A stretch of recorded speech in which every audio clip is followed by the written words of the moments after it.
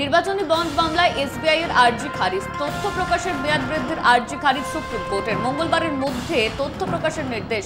15 ফেব্রুয়ারি নির্বাচনী বন্ড ব্যবস্থাকে অসাংবিধানিক এবং ক্ষতিকারক বলে আখ্যা দিয়েছিল সুপ্রিম কোর্ট। আদালত এসবিআই কে নির্দেশ দিয়েছিল অবিলম্বে যেন ওই বন্ড দেওয়া বন্ধ করে তারা। এর পাশাপাশি সুপ্রিম কোর্ট নির্দেশ দেয় 2019-এর 12 এপ্রিল থেকে এখনো পর্যন্ত নির্বাচনী বন্ড সংক্রান্ত 6 মার্চের মধ্যে আদালতের কাছে তুলে দেবে এসবিআই। কিন্তু নির্বাচনী বন্ড সংক্রান্ত তথ্য প্রকাশের জন্য অতিরিক্ত সময় চেয়ে শীর্ষ আদালতে আর্জি জানায় এসবিআই। সেই আর্জি খারিজ করল আদালত।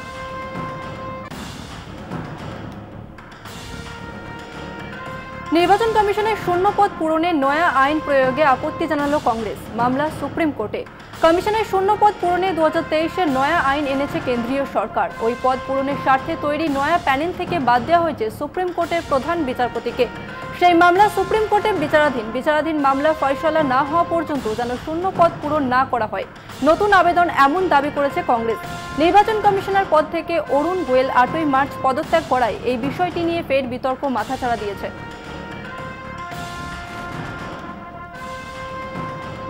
পিছল শেখ শাহজাহানের আগাম জামিন মামলা। নির্দেশ বিচারপতি দেবাংশু বসাকের ডিভিশন বেঞ্চের। অতিরিক্ত হলফনামা জমা দেওয়ার জন্য সময় চাইলেন শেখ শাহজাহানের আইনজীবী। মঙ্গলবার মামলার শুনানি। চাকরি জট খুলতে আজ ফের মুখোমুখি শিক্ষামন্ত্রী চাকরি প্রার্থী। বিকাশ ভবনে SL/ST নবম দশমের চাকরি প্রার্থীদের সঙ্গে বৈঠক ব্রাত্য বসুর। বৈঠকে থাকবেন শিক্ষা সচিব, SSC কমিশনের চেয়ারম্যানও। আলোচনায় সমাধান সূত্রের আশায় চাকরি প্রার্থীরা।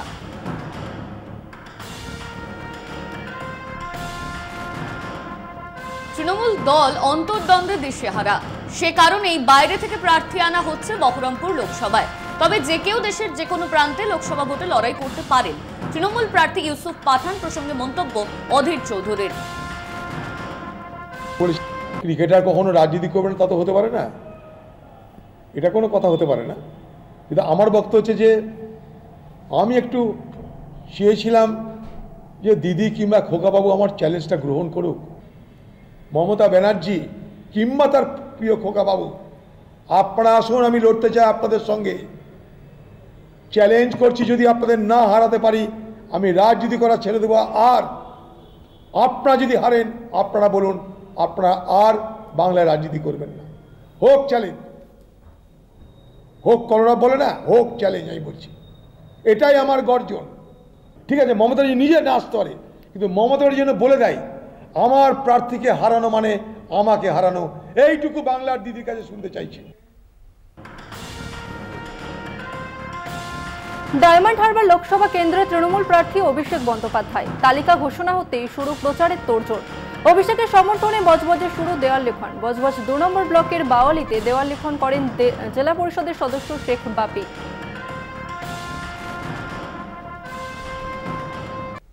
প্রার্থী হিসেবে নির্মল চন্দ্র রায়ের নাম ঘোষণা হতেই কোমর বেঁধে প্রচারে নেমে পড়ল জলপাইগুড়ি তৃণমূল নেতৃত্ব। সোমবার সকাল থেকে ধূপগুড়ি শহরে দেওয়াল লিখন শুরু করলেন পুর প্রশাসনিক মণ্ডলীর সদস্য তথা জেলা তৃণমূল কংগ্রেসের সাধারণ সম্পাদক অরূপ দে। যদিও নির্মল বাবু এখনো কলকাতাতেই রয়েছেন, মঙ্গলবার ধূপগুড়িতে আসার কথা রয়েছে তার, কিন্তু তার আসার আগের থেকেই প্রচারে ঝাঁপিয়ে পড়েছেন শাসক দলের কর্মী সমর্থকেরা। লোকসভা নির্বাচনে ধূপগুড়ি থেকে কোনো প্রার্থী করা হয় না।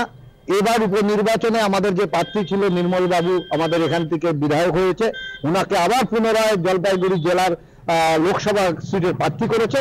এর জন্য আমরা ধূপগুড়িবাসী হিসাবে মুখ্যমন্ত্রী এবং অভিষেক বন্দ্যোপাধ্যায়কে আমরা ধন্যবাদ জানাই। টিকিট পাওয়ার পরেই কামারপুকুর রামকৃষ্ণ মঠে পুজো দিয়ে প্রচার শুরু করলেন আরামবাগ লোকসভা তৃণমূল কংগ্রেসের প্রার্থী মিতালি বাগ। সোমবার তিনি গোঘাটের শেষ প্রান্তের প্রত্যন্ত গ্রাম ডাটপুর থেকে কামারপুকুরে আসেন। সেখানে মহারাজদের সাথে দেখা করে মঠে পুজো দেন। হুগলির পুণ্যভূমি কামারপুকুর রামকৃষ্ণ মঠ থেকেই কর্মীদের নিয়ে প্রচার করা শুরু করলেন মিতালি। রাজনীতিতে আসা 2010-এ, বর্তমানে জেলা পরিষদের সদস্য আর সাংসদ পদ প্রার্থী হওয়ায় তিনি খুশি ও আনন্দিত। তার বক্তব্য, মানুষের জন্য কাজ করার সুযোগ করে দিলেন নেত্রী মমতা বন্দ্যোপাধ্যায়। মানুষের পাশে থেকেই কাজ করে এসেছি, আগামী দিনেও করে যাবেন বলে তিনি জানান। মমতা বন্দ্যোপাধ্যায় দলটার নাম হচ্ছে তৃণমূল কংগ্রেস, গ্রাসরুট থেকেই তৃণমূল নামটা এসেছে। কাজেই সেদিক থেকে ওনার ওনার অভিমতে আসা, সকল মানুষের সাথে থেকে পাশে থেকে আসা ভালো লাগছে। দায়িত্ব অনেক বাড়লো, এদিকে নিয়ে এগিয়ে যাওয়ার একটা প্রচেষ্টা। দল যখন ডিক্লেয়ার দিয়েছে মাননীয় মুখ্যমন্ত্রী, মানবিক মুখ্যমন্ত্রী মমতা বন্দ্যোপাধ্যায় এবং সর্বভারতীয় সাধারণ সম্পাদক অভিষেক বন্দ্যোপাধ্যায় যখন নাম ঘোষণা করেছেন, ফোনের বন্যা এবং ফোনেতে আশীর্বাদের বন্যা, তো আমি সেখানে তো বিক্ষুব্ধ হলে আমার ফোনেতে আশীর্বাদের বন্যা বয়ে যেত না। মুর্শিদাবাদ লোকসভা তৃণমূল প্রার্থী আবু তাহের খানের নাম ঘোষণা করতেই উচ্ছ্বসিত স্থানীয় তৃণমূল শিবির। নওদার বাসভবনে আবু তাহের খানের বাড়িতে ভগবান গোলার কর্মী সমর্থকেরা তাকে সংবর্ধনা দেন। আবু তাহের প্রার্থী করায় মমতা বন্দ্যোপাধ্যায়কে ধন্যবাদ জানান তারা। মুর্শিদাবাদ লোকসভায় বিজেপি প্রার্থীকে হারানোর বিষয়ে আশাবাদী তৃণমূল প্রার্থী। শক্ত হিসেবে অবশ্যই শক্ত লড়াই, নির্বাচন মানেই শক্ত, প্রতিদ্বন্দ্বিতা মানেই লড়াই। তো আমরা সেটাকে কোনোদিন মনে করিনি, কারণ বহু নির্বাচনে প্রতিদ্বন্দ্বিতা করেছি এবং আমরা নির্বাচন আসলে নির্বাচন করি না, 12 মাস নির্বাচন করি এবং 12 মাস মানুষের সঙ্গে সংযোগ স্থাপন করি, পার্টির কাজ করি। সুতরাং নির্বাচন আসা আমাদের কাছে শুধুমাত্র সময়ের অপেক্ষা।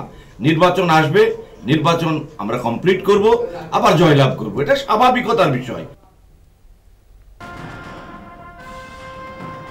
প্রার্থীর নাম ঘোষণা হতে ইন্দাসে দেওয়াল লিখন শুরু করল তৃণমূল কংগ্রেস। বিষ্ণুপুর লোকসভা কেন্দ্রের তৃণমূল কংগ্রেসের প্রার্থী সুজাতা মণ্ডলের সমর্থনে দেওয়াল লিখন করলেন ইন্দাস ব্লক তৃণমূল কংগ্রেসের সভাপতি শেখ হামিদ। আসন্ন লোকসভা নির্বাচনে বিষ্ণুপুর লোকসভা কেন্দ্র থেকে তৃণমূল কংগ্রেসের প্রার্থী ব্যাপক ভোটে জয়ী হবেন, এ বিষয়ে দৃঢ় বিশ্বাস দলীয় কর্মী সমর্থকদের। তাদের দাবি জয় শুধুমাত্র সময়ের অপেক্ষা। আজকে আমরা ইন্দাস ব্লক তৃণমূল কংগ্রেসের পক্ষ থেকে ইন্দাস পোপারি, ইন্দাস বাজারে, হাজরাপাড়া সংলগ্ন এলাকায় আমরা আমাদের যে প্রার্থী দিদিমণি এবং অভিষেক বন্দ্যোপাধ্যায় যে ঘোষণা করেছেন, আমাদের সকলের প্রিয় প্রার্থী আমাদের সুজাতা মণ্ডলের পক্ষে তৃণমূল কংগ্রেসের সিম্বলে ভোট দেওয়ার জন্য আমরা দেয়াল লেখন করলাম ইন্দাস ব্লকের অন্যান্য নেতৃত্ব এবং ইন্দাস অঞ্চলে 1 নম্বর অঞ্চলের নেতৃত্বদেরকে নিয়ে। আশা প্রার্থী কারণ হচ্ছে আমাদের একদম প্রিয় এবং লড়াকু নেত্রীকে আমাদের দিদিমণি চুজ করেছে। এই জন্য ইন্দাস ব্লক তথা বিষ্ণুপুর সাংগঠনিক প্রত্যেকটা ব্লকের কর্মীরা খুব খুশি হয়েছে এবং পাবলিক থেকে সাধারণ মানুষ সকলেই খুব খুশি হয়েছে। তার জন্য আমাদের এই নির্বাচনে জয় পাওয়াটা শুধু সময়ের অপেক্ষা। কাঁথি লোকসভা কেন্দ্র তৃণমূল কংগ্রেসের প্রার্থী উত্তম বারিক। রবিবার ব্রিগেডের ময়দান থেকে নাম ঘোষণা হওয়ার পরে গতকাল রাত থেকেই যেন প্রচারের ঝড় তোলা ওঠে। কলকাতার ব্রিগেড ময়দানে তৃণমূলের সভা থেকে ফিরে কাঁথি পৌঁছানো মাত্রই উচ্ছ্বাস উদ্দীপনায় ফেটে পড়েন তৃণমূল কর্মী এবং নেতৃত্বরা। বিভিন্ন পার্টি অফিস, বুথ এবং শহরের বিভিন্ন জায়গায় তৃণমূল কংগ্রেসের কর্মীরা পুষ্পবৃষ্টি সহ মালা পরিয়ে পুষ্পস্তবক দিয়ে সম্মান জানান উত্তম বারিককে। সকলের কাছের মানুষ হওয়ায় বেজায় খুশি তৃণমূল কংগ্রেস কর্মীরা। তাদের দাবি নির্বাচনের ফল ঘোষণার পর দেখা যাবে তৃণমূল কংগ্রেস লক্ষাধিক ভোটের ব্যবধানে জিতবে। সেই সঙ্গে উত্তম বারিককে সমর্থনে আজ সকাল থেকেই শুরু হয়েছে দেওয়াল লিখনের কাজ।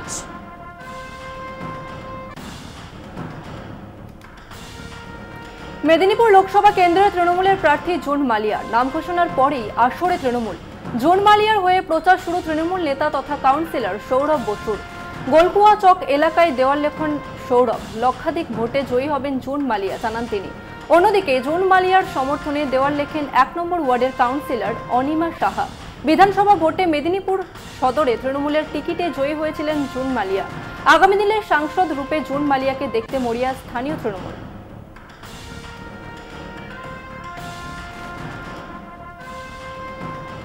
বিজেপির প্রার্থী তালিকা প্রকাশের পর প্রথমবার বালুরঘাটে পা রাখলেন বিজেপির রাজ্য সভাপতি সুকান্ত মজুমদার। তার অভ্যর্থনা জানাতে স্টেশনে পৌঁছে যান কর্মী সমর্থকেরা। সোমবার বালুরঘাটে দিনভর একাধিক কর্মসূচি রয়েছে তার। বিভিন্ন মন্দিরে পুজো দিয়ে লোকসভা নির্বাচনের প্রচার অভিযান শুরু করবেন তিনি। তৃণমূলের প্রার্থী বিপ্লব মিত্রকে কটাক্ষ করেন সুকান্ত। বিজেপির সাংসদ থাকাকালীন বালুরঘাটে যে রেলের উন্নয়ন হয়েছে সেটা যদি অন্য কেউ করে দেখাতে পারে তাহলে ভোটেই লড়ব না বলে জানান সুকান্ত মজুমদার। তৃণমূল কংগ্রেস দক্ষিণ দিনাজপুরের মানুষকে বোকা বানায়। তার কারণ বিপ্লব মিত্র যদি তর্কের খাতিরে ধরে নিই যে এই বালুরঘাট লোকসভা থেকে জিতে গেল, তাহলে কি হবে? দক্ষিণ দিনাজপুরে একটা মন্ত্রী, সেই মন্ত্রীটাও গেল, কারণ কেন্দ্রে তো মোদী সরকার তৈরি হবে, মন্ত্রী হওয়ার তো কোনো চান্স থাকবে না। অর্থাৎ দক্ষিণ দিনাজপুরকে বঞ্চিত করার জন্য এবং বিপ্লব মিত্রকে মন্ত্রিত্ব থেকে সরানোর চেষ্টা করার জন্য এটা দেওয়া হয়েছে, কিন্তু চিন্তা নেই, বিপ্লব দা মন্ত্রী থাকবেন, কারণ আমি তাকে হারাবো, হারিয়ে আবার তাকে মন্ত্রিসভায় পাঠাবো।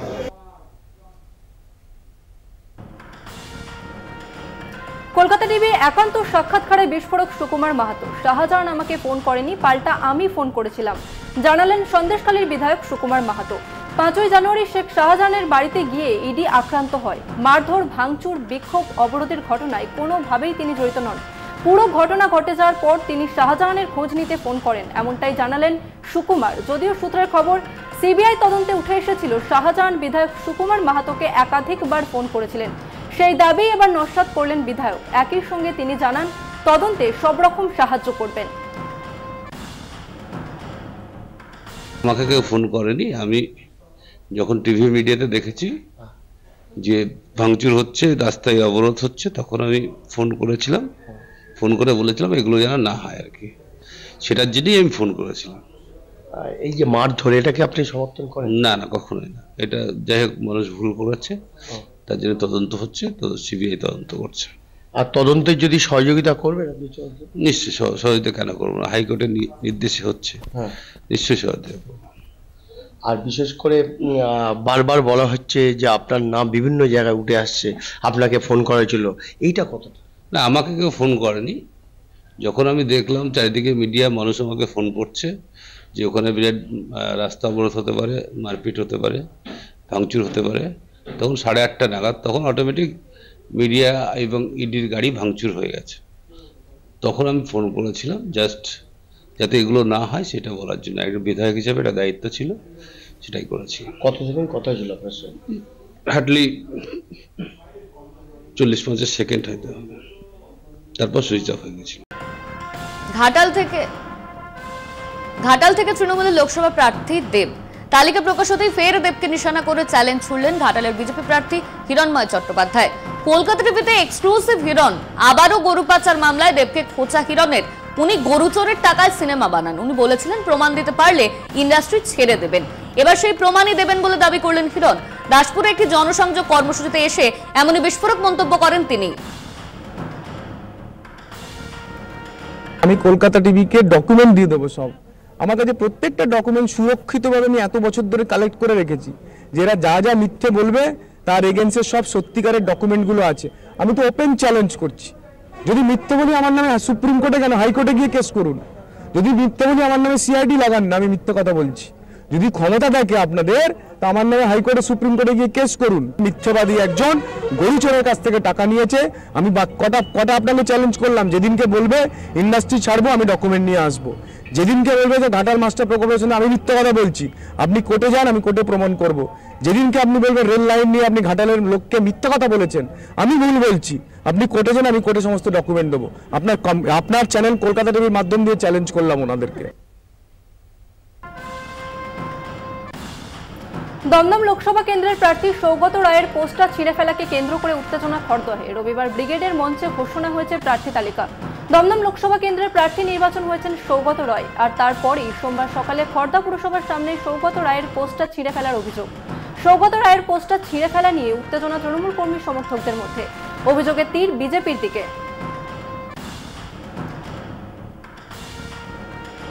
38 বছর বয়সে লোকসভা প্রার্থী শাসক দলের বাপি হালদার। মথুরাপুর তপশিলি লোকসভা কেন্দ্রে এবারের প্রার্থী বাপি। রায়দিঘি বিধানসভার মথুরাপুর 1 নম্বর ব্লকের কৃষ্ণচন্দ্রপুর এলাকায় বাড়ি বাপির। প্রথমে কৃষ্ণচন্দ্রপুর গ্রাম পঞ্চায়েতের প্রধান, সেখান থেকে গত পঞ্চায়েত নির্বাচনে জেলা পরিষদে জয়লাভ করেন তিনি। যুব তৃণমূলের সভাপতি, দক্ষিণ 24 পরগনা জেলার খাদ্য কর্মাধ্যক্ষ, আর শেষ পর্যন্ত 2024 লোকসভায় মথুরাপুর তপশিলি কেন্দ্রের প্রার্থী। ঘোষণার সঙ্গে সঙ্গে আনন্দে মাতোয়ারা মথুরাপুর লোকসভা কেন্দ্রের অনেকেই। প্রার্থী ঘোষণার পর রাতে কপিল মুনির মন্দিরে পুজো দেন তিনি। সঙ্গে ছিলেন সুন্দরবন উন্নয়ন মন্ত্রী বঙ্কিম হাজরা। সবসময় আমরা চাই এই বাংলার মানুষ সুখে থাকুক, শান্তিতে থাকুক, এই এলাকার মানুষ সুখে থাকুক, শান্তিতে থাকুক। আমরা জানি যে সাংখ্য দর্শন করে আমাদের প্রিয় নেত্রী মমতা বন্দ্যোপাধ্যায় তিনি প্রতিবারই ইলেকশন লড়েন, এবং আমরা মনে করি যে আমাদের জেলার একেবারে প্রাণকেন্দ্র গঙ্গাসাগর। প্রত্যেকটি বছর প্রায় কয়েক লক্ষ মানুষের এখানে সমাগম হয়, এবং যেহেতু একেবারে আমাদের এলাকা, তাই তীর্থস্থান বলতে, তীর্থক্ষেত্র বলতে গঙ্গাসাগরকেই মনে করি আমাদের এলাকা। সুতরাং এখান থেকেই এখান থেকে প্রার্থনা করে এলাকার মানুষের কল্যাণ কামনা করে আজকে আমরা যাত্রা শুরু করলাম। 2009 পর 2024-এ ফের বসিরহাট লোকসভা কেন্দ্রের প্রার্থী শেখ হাজি নুরুল ইসলাম। 2009 সালে সিপিআইএম এর প্রার্থী অজয় চক্রবর্তীকে 63,000 ভোটে হারিয়ে দিয়ে সাংসদ হন তিনি। 2014 সালে অভিজিৎ বন্দ্যোপাধ্যায়ের কাছে 15,000 ভোটে হেরে যান। 2021 সালে বিধানসভা নির্বাচনে হারোয়া তৃণমূলের প্রার্থী হন এবং জেতেন। বসিরহাট মহকুমার দক্ষ সংগঠক হিসেবে বারবার কাজ করেছেন তিনি। এবার 2024-এর লোকসভা ভোটে জেতার ব্যাপারে যথেষ্ট আশাবাদী হাজি নুরুল। আজকে আমার প্রার্থী ঘোষণা করায় আমি দিদিমণি, আমি তাকে মায়ের মতো দেখি। অভিষেক ব্যানার্জি সে আমার স্নেহের, আমার সঙ্গে যে সম্মান দিয়েছে সেই সম্মানেতে আমি আপ্লুত এবং খুশি। আমার বিশ্বাস বসিরহাটের মানুষ অকৃতজ্ঞ না, বসিরহাটের মানুষ সম্পূর্ণভাবে আমাকে ভালোবাসে। কোনো হিন্দু মুসলমান না, সমস্ত সম্প্রদায় আমাকে যথেষ্ট ভালোবাসে। সাম্প্রদায়িক বিজেপি, তার বিরুদ্ধে আমাদের লড়াই। ঐক্যবদ্ধ ভারত চাই, ভারতের ধর্মনিরপেক্ষ রাষ্ট্র, সেই রাষ্ট্রে পরিণত হোক, অবিজেপি একটা সরকার হোক। বনগাঁ পুরসভার প্রাক্তন চেয়ারম্যান শঙ্কর আঢ্যর বাড়িতে সিবিআই। শঙ্করের বনগাঁর শিমুলতলার বাড়িতে হানা দেয় সিবিআই, সঙ্গে রয়েছে ফরেনসিক টিম। সকাল 11টা নাগাদ প্রতিনিধি দল পৌঁছয় তার বাড়িতে। এরপর এলাকার মানুষের সঙ্গে কথা বলেন তারা। এর আগে 5ই জানুয়ারি শঙ্কর আঢ্যর বাড়িতে তল্লাশিতে এসে গ্রেপ্তার করা হয় তাকে। 7ই মার্চও তার বাড়িতে অভিযানে যায় সিবিআই।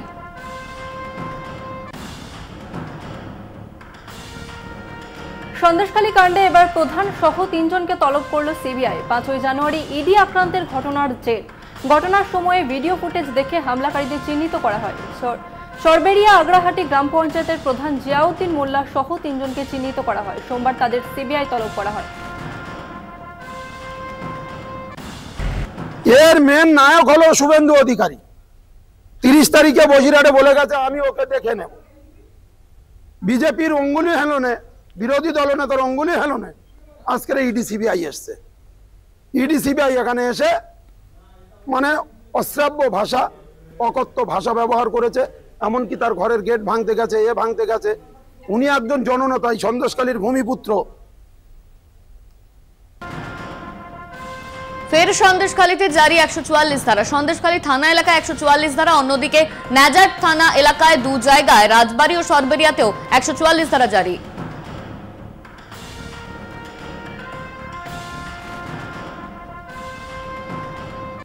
লোকসভা ভোটে দিন ঘোষণার আগেই ডায়মন্ড হারবার লোকসভার চট্টার কালীতলা আশুতিতে কেন্দ্রীয় বাহিনীর রুট মার্চ। ডায়মন্ড হারবার লোকসভার চট্টার মাহিশকোট সহ কালীতলা আশুতি থানা এলাকায় বিভিন্ন জায়গায় রুট মার্চ করেন কেন্দ্রীয় বাহিনীর জওয়ানরা। কালীতলা আশুতি থানার পুলিশ আধিকারিকদের নিয়ে রুট মার্চ করে কেন্দ্রীয় বাহিনী।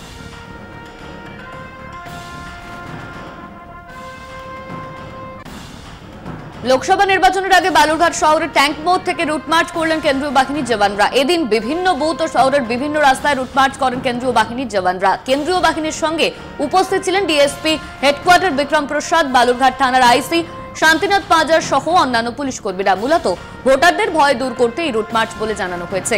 রুট মার্চের পাশাপাশি সাধারণ মানুষের সঙ্গে কথা বলেন কেন্দ্রীয় বাহিনীর আধিকারিক ও পুলিশ আধিকারিকরা। ভোট নিয়ে কেউ ভয় দেখাচ্ছে কিনা তা জিজ্ঞাসা করেন তারা। এমন কোনো ঘটনা ঘটলে পুলিশ বা কেন্দ্রীয় বাহিনীকে খবর দেওয়ার আবেদন করা হয়।